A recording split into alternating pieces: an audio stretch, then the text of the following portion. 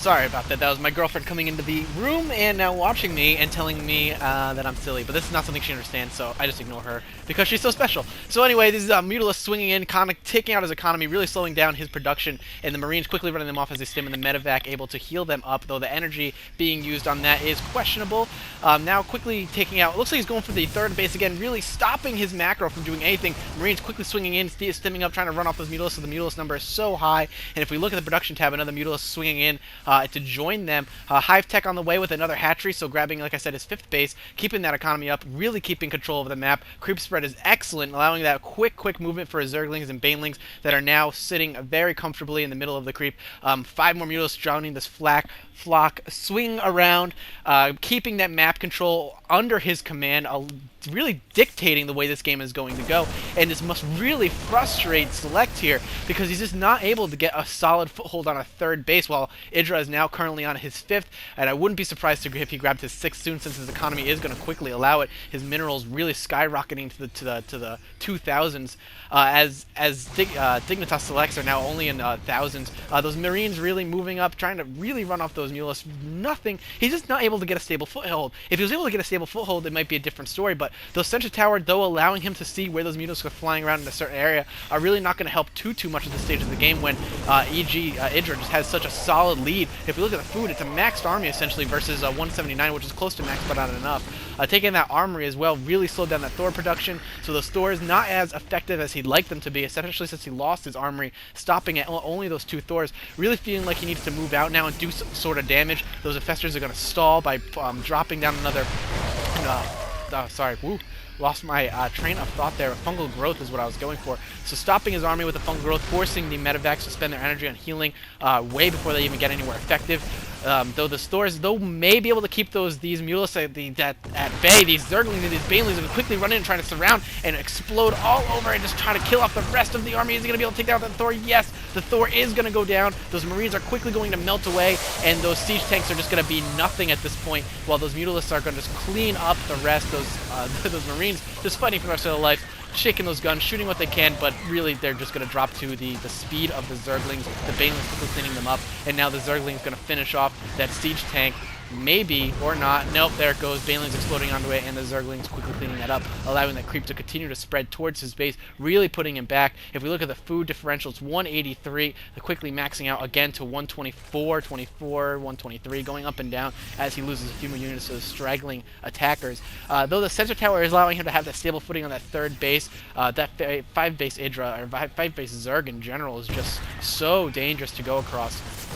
It's almost impossible to stop at this point. So again, the siege tank is going to be surrounded by the Zerglings, going to stop them. Another siege tank going to get surrounded. Mutalisks going to pick off what they can. The Marines not going to be too effective against those Mutalisks if there are 2-2 right now, while the Mutalisks themselves are 0-0. So, but there was a missile target there firing off and trying to finish up those Mutalisks, while the Infestors are fungal growthing and trying to kill off as much as they can. They are now out of energy. They have a little bit of energy for a few infested Terrans. We do have one that looks like max energy, but it's going to get killed before it is even used, so that Infestor is feeling severely underused.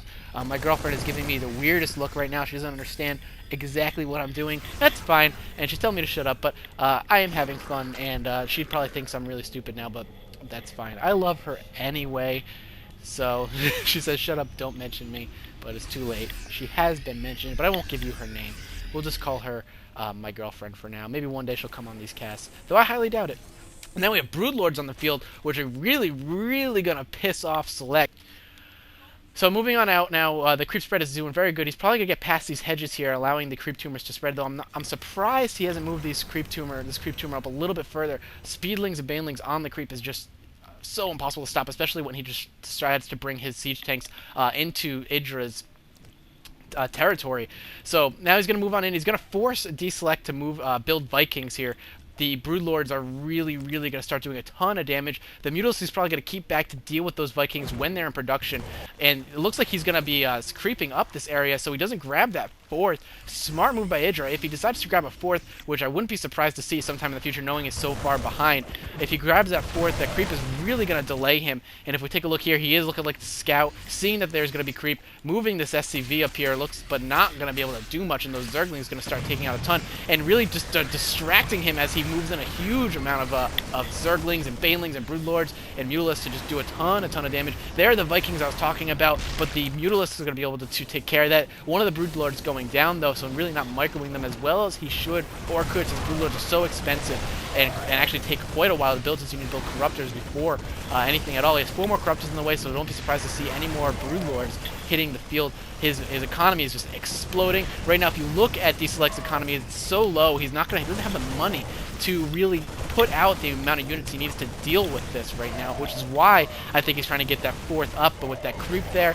just not allowing it, keeping him on essentially what's 1.5 bases, while he is now EGidra has grabbed his 6th at this point. So interesting to see that EGidra is continuing to macro, continuing to dominate, it looks like Select.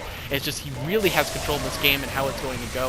If EGidra loses this, I would be thoroughly surprised, just with the amount of control he has right now. And if we take a look here, he is killing off an SCV as he mines away and continuing to postpone the expansion. Here comes the expansion right now, but he's stimming a Marine to take out that Overlord, so there's a group up. But the great thing about this is that creep is going to stick around for a few more seconds before he's able to drop that expansion. So it really just, those seconds are being lost, those minerals are being lost. Any second where it's not being mined is more time that EGidra has to macro up and remax his army and just keep pushing and keep punishing Select for not expanding earlier or grabbing an expansion, or even trying to go for this one instead of going for something else that's maybe a little bit further and just getting an economy up. And here comes Zerglings now to really stop that. Though the creep has gone away, he's going to be able to land this. He's not going to be able to do much with it, killing off that SCV there and just really punishing him for attempting a fourth expansion. Again, that map control that EGidra has is so solid right now that he just can't do anything about it. EGidra just has control of this game, no questions. And here come a bunch of Broodlords, so those Vikings are going to go unopposed until those Mutalisks show up. And here comes a bunch of Zerglings, another big push on EGidra's side with another Broodlord and a bunch of Infestors, so we will see some Neural Parasite drop. It actually isn't in research, so never mind, we won't see any Neural Parasite, but we will see probably Fungal Growth to really do some damage, and there's a Fungal Growth right there doing a bunch of damage to those Vikings and just stopping them from getting any closer to those Broodlords. Only one being able to do any damage. He's trying to keep those Broodlords far enough back where they're not able to get hit too much, and now we have Infested Terrans dropping and focus firing those those Vikings, so they don't do any more damage to those Broodlords. Swinging on in, doing a ton of damage, forcing the SCVs off the line to repair, wasting those minerals. If you look at the economy now, he only has 20 minerals to his name.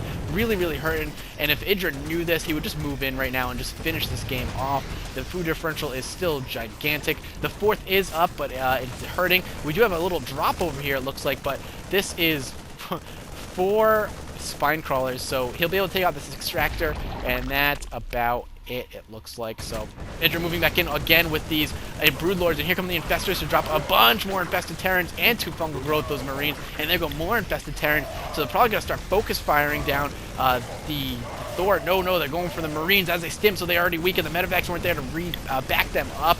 So they were just going to die that much quicker, and now the Broodlords are going to finish them up and clean them up, and now he's going to scan on the high ground. Since they are on the high ground, I like his positioning. They are on the high ground, so he doesn't have the vision. He has to continually spend scans to see these Broodlords even a little bit to do damage to him, and now he's going to continue doing it, and there's the GG from dSeleCT. So EGidra very decisively winning these 2 games, moving on into the MLG Columbus. So hopefully I'll be able to see more of EGidra's games as they are uploaded and cast them for you guys. I appreciate it, and again, if you just hit the subscribe button at the top, it really helps, and I'll be able to get these videos out more often.